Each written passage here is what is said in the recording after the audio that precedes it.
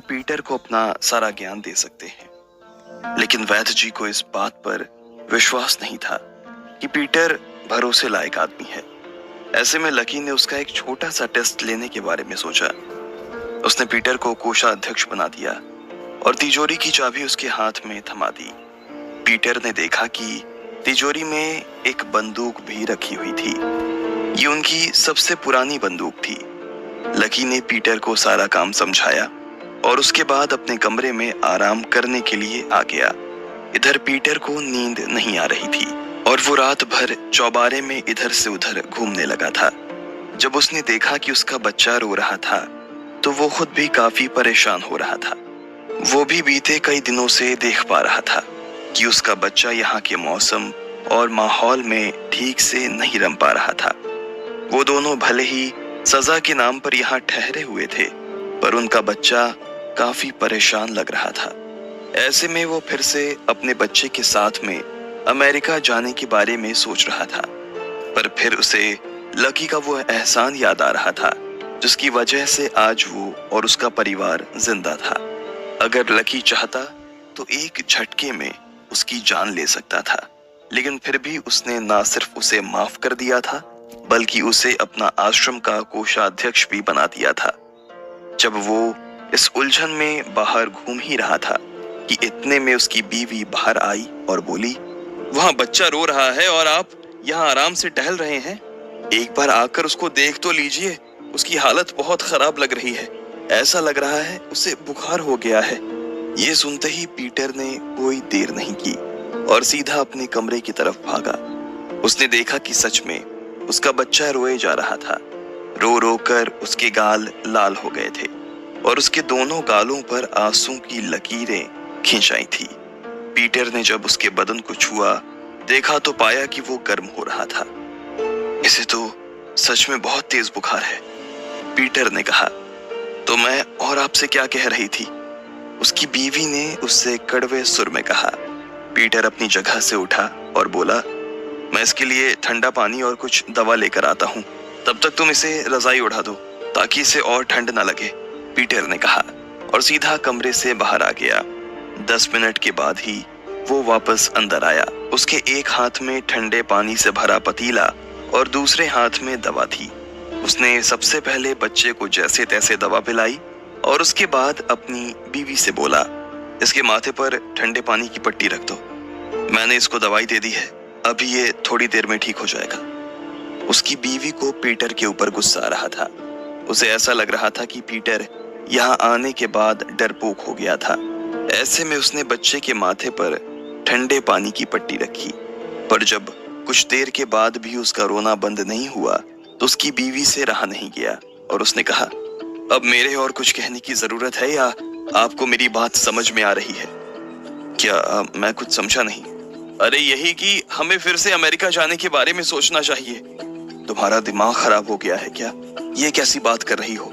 तुम्हें पता है ना, हम इस जगह को छोड़कर अब कहीं नहीं जा सकते हैं, पीटर ने उसे हड़काते हुए कहा।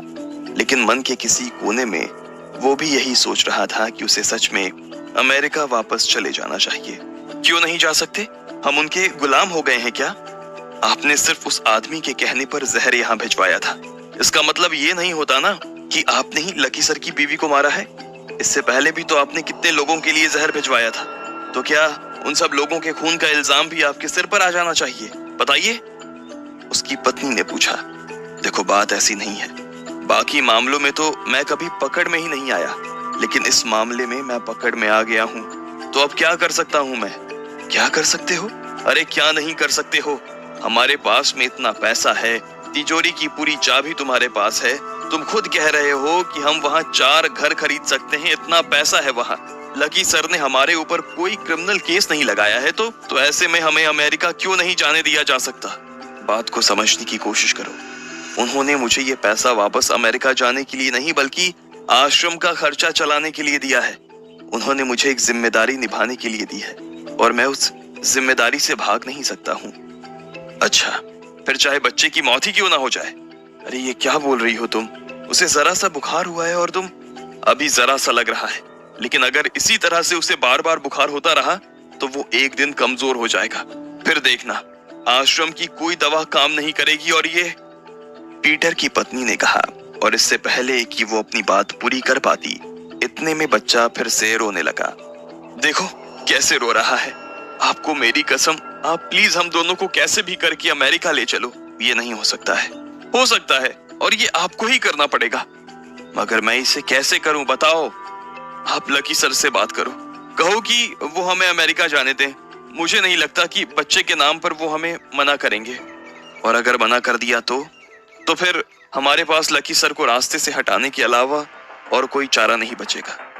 उसकी बीवी ने पीटर की आंखों में देखते हुए कहा। आश्रम के उस ठंडे कमरे में जैसे ही पीटर ने ये बात सुनी तो वो और ज्यादा ठिठुर गया था। भले ही उसने अपनी जिंदगी में बहुत से लोगों की जान ली थी और लकी की जान लेना भी उसके लिए कोई बहुत बड़ी बात नहीं थी, लेकिन आश्रम में आने के बाद, यहाँ रहने के बाद और यहाँ काम करने के बाद उसके दिमाग से ये ख्याल ही काफी दूर हो गया था कि वो किसी की जान भी ले सकता था। वो अपने आप को एक शांति प्रिय आदमी के तौर पर देखने लगा था। वैसे भी वो अपने बढ़ते बच्चे के सामने अपनी ये छवि नहीं आने देना चाहता था।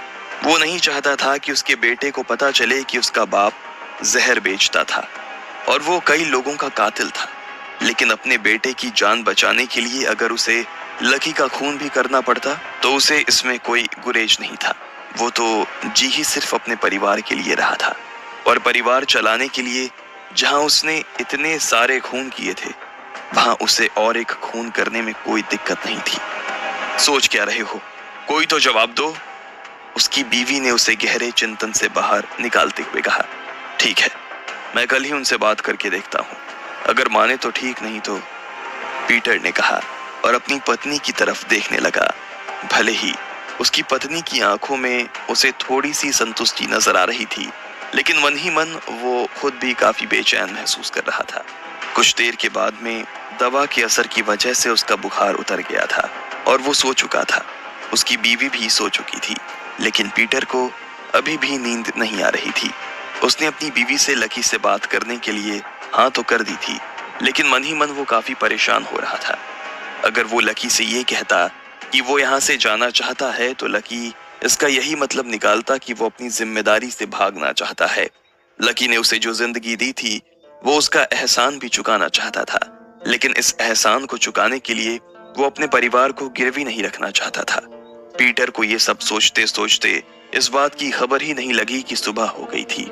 उसके कमरे में खिड़की से सुबह की रोशनी आने लगी थी और वो अभी भी अपनी पत्नी और बच्चे के चेहरे को देख रहा था।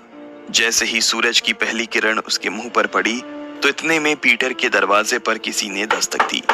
पीटर एक बार के लिए घबरा गया, फिर वो अपनी जगह से उठा और उसने दरवाजा खोल दिया। उसने देखा सामने टीना खड़ी थी। पीटर जी, लक्ष्मण जी ने कहा है कि सारी दीवारों पर फिर से रंग रोगन का काम करवाना है। इसके लिए हमें थोड़े पैसों की जरूरत है। माफ करना मैं आपको इतनी सुबह सुबह परेशान कर रही हूँ, लेकिन उन्होंने कहा था कि वो ये काम जल्द से जल्द करवा देना चाहते हैं, इसलिए इस वक्त मैं आ गई। क्या आप मुझे तिजोरी में से 50,000 रुपए दे सकते हैं? मुझे लगता है कि अभी पेंटर को बुलाकर उसे टोकन तो दे ही देते हैं, उसके बाद जो भी खर्चा वो बताएगा उसके हिसाब से मैं आपसे पैसे मांग लूंगी। ये सुनते ही पीटर फिर से सोच में पड़ गया। उसे समझ में नहीं आया कि लकी को अचानक से दीवारों को पुतवाने की क्या सूझी, मगर वो लकी के डिसीजन पर कोई सवाल नहीं खड़ा कर सकता था, इसलिए उसने टीना की बात के जवाब में सिर्फ हाँ में सिर हिलाया। अपने पलंग के पास रखी टेबल पर से चाबी उठाई और सीधा बेसमेंट की तरफ जाने लगा।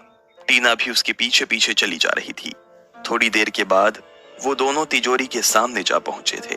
पीटर ने तिजोरी का दरवाजा खोला और उसमें से 50,000 रुपए की एक गड्डी निकालकर